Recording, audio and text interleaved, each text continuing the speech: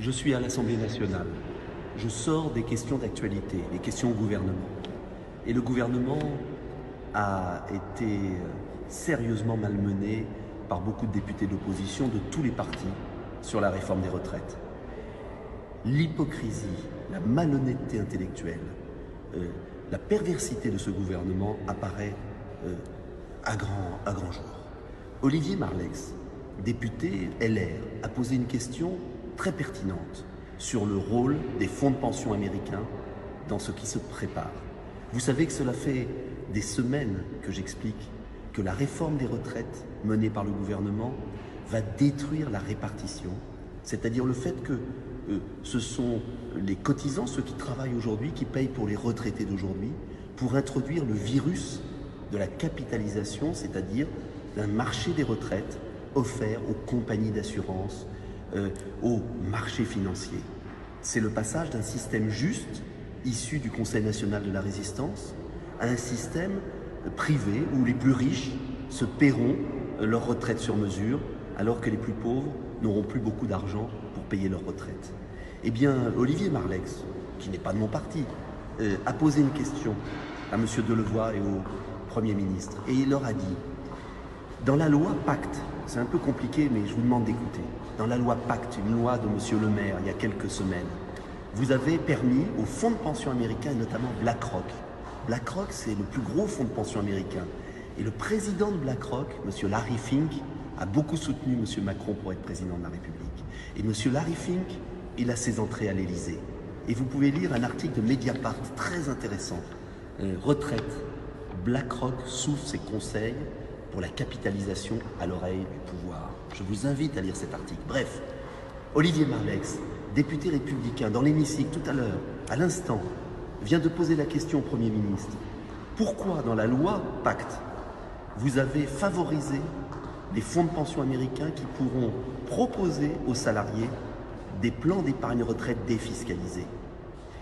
Première étape, personne n'a vu cela. C'était l'article 20 du projet de loi et puis ensuite l'article 70.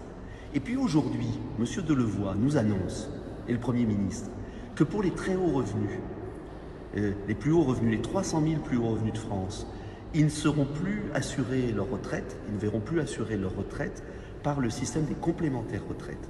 Le système général assurera la base de leur retraite. Tout le reste, ils devront passer, non plus par le système public de les complémentaires retraite, mais par les systèmes privés. Et comme par hasard, il y a eu la loi Pacte 2 mois avant qui a permis aux fonds de pension américains de proposer leurs services bancaires et leurs services de retraite. Cela veut dire quoi?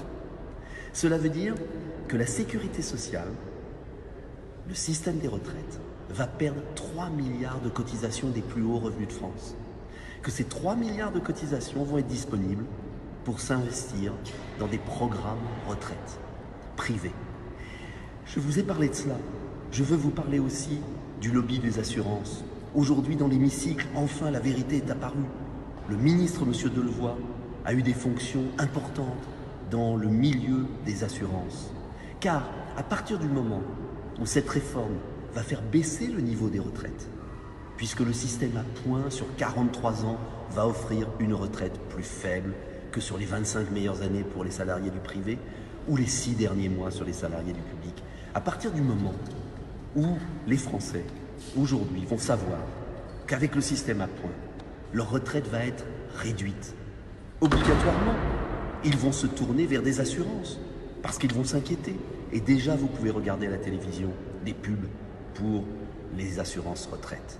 Cela veut dire que derrière la réforme des retraites de M. Delevoye, de M. Philippe, de M. Macron, il y a une stratégie pour offrir le marché de la retraite et de l'épargne française à des fonds de pension français ou américains. C'est le passage d'un système égal où l'on cotise selon son niveau de salaire et où l'on perçoit selon ses meilleures années de salaire, à un système inégal où seuls les plus riches, ceux qui ont les revenus les plus importants, pourront préparer leur retraite.